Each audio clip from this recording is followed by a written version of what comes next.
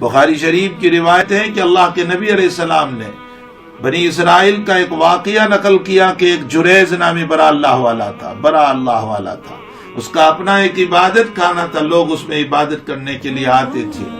ایک مرتبہ وہ نماز پڑھ رہے تھے، ان کی ماں نے بلایا جریز، لیکن وہ نماز میں تھے، نہیں گئے۔ تھوڑی دیر کے بعد پھر بلایا جریز، وہ نماز میں تھے، نہیں گئے۔ تھوڑی دیر کے بعد پھر بلایا جریز، وہ نماز میں تھے، نہیں گئے۔ جب نماز پوری ہوئی تو اپنی ماں کے پاس گئے، ادھر ماں کی زبان سے بد دعا نکل چکی تھی کہ جب تک تو فاحشہ اور بدکار عورت کا منہ نہ دیکھ لے، تو ذلیل نہ ہو جائے، وہاں تک تیری موت نہ آئے۔ ماں کی بد دعا پوری ہو گئی، بس مسئلہ جو ہونا تھا وہ ہو گیا۔ ایک عورت جو ہے ایک معصوم سا بچہ لے کر کے آئی اور یوں کہا، لوگوں کے پوچھنے پر جب عبادت کر کے لوگ نکل رہے تھے تو لوگوں کے پوچھنے پر اس نے بتایا کہ کیا تم اس کو اللہ والا بنا کر کے بیٹھے ہوئے ہو، جس کو تم کہتے ہو ہمارا بزرگ ہے، یہ اسی کی وجہ سے، اس نے میرے ساتھ زنا کیا اور یہ لڑکا پیدا ہوا ہے اس سے۔ امت کا مجاز ہے کہ جب غلط باتیں چلتی ہے تو بہت جلد یقین کر لیتی ہے اور غلط باتوں میں کوئی تحقیق نہیں کرتی کہ آیا یہ صحیح بھی ہے یا غلط ہے۔ جیسے ہی اس عورت نے کہا، سارے لوگوں نے اس بات کو مان لیا۔ جب یہ بخاری شریف میں روایت آتی ہے تو میں طلبہ کو کہتا ہوں کہ غلط باتوں میں تحقیق کی ضرورت ہوتی ہے، وہاں کوئی تحقیق نہیں کرتا، اور صحیح باتوں میں کوئی تحقیق کی ضرورت نہیں ہوتی، وہاں تحقیق کرتے ہیں۔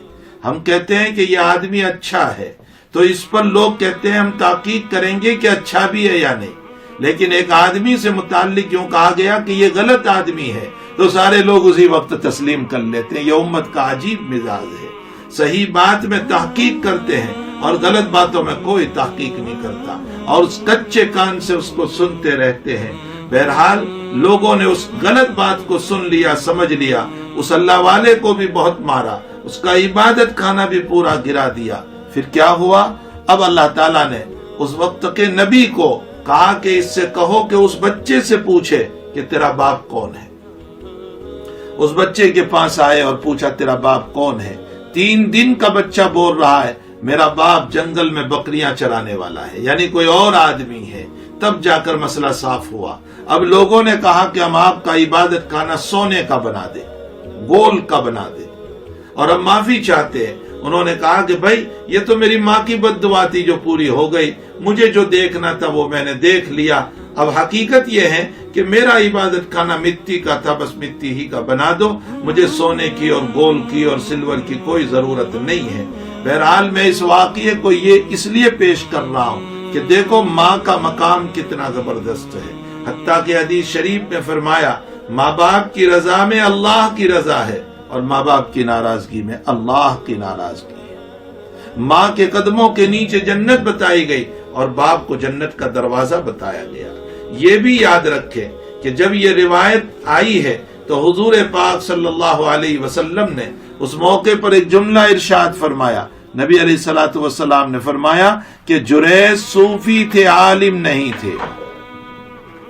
جریز صوفی تھے، عالم نہیں تھے۔ اگر یہ عالم ہوتے تو ضرور نماز کو توڑ کر ماں کا جواب دے دیتے، اس لیے کہ نماز بعد میں بھی پڑھی جا سکتی تھی، لیکن ماں کا مسئلہ کیسے حل ہوگا؟ اسی لیے ہماری امت کا مسئلہ بھی یہ ہے کہ ہماری امت کے اندر اگر ہم نماز پڑھ رہے اور ماں کا بلاوا آ جائے اور ان لوگوں کو پتا ہے ماں باپ کو کہ وہ نماز پڑھ رہا ہے، پھر بھی وہ بلائیں، تو اس کا مطلب یہ نکلا کہ یقیناً ماں باپ کو ضرورت ہوگی تبھی بلایا ہے۔ تو نماز توڑ دیں اور نماز توڑ کر چلے جائیں اپنے ماں باپ کے پاس اور ان کی ضرورت کو پورا کریں، ان کی خدمت کر لیں۔ نماز تو بعد میں بھی پڑھی جاتی ہے، پڑھی جا سکتی ہے۔ تو بہرحال میرے بھائیوں، ماں باپ کا مقام بہت اونچا ہے، بہت اونچا ہے۔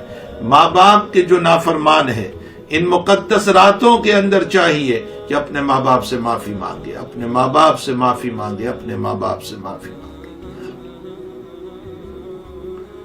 اور اگر ان کا انتقال ہو چکا ہے تو ان کی قبروں پر جائیں، ان کے لیے ایصال ثواب کریں، ان کے نام پر صدقہ کریں، خوب دعائیں کریں ان کے لیے تاکہ وہ راضی ہو جائیں، وہ خوش ہو جائیں، وہ راضی اور خوش ہو جائیں، ان کے لیے دعائیں کریں۔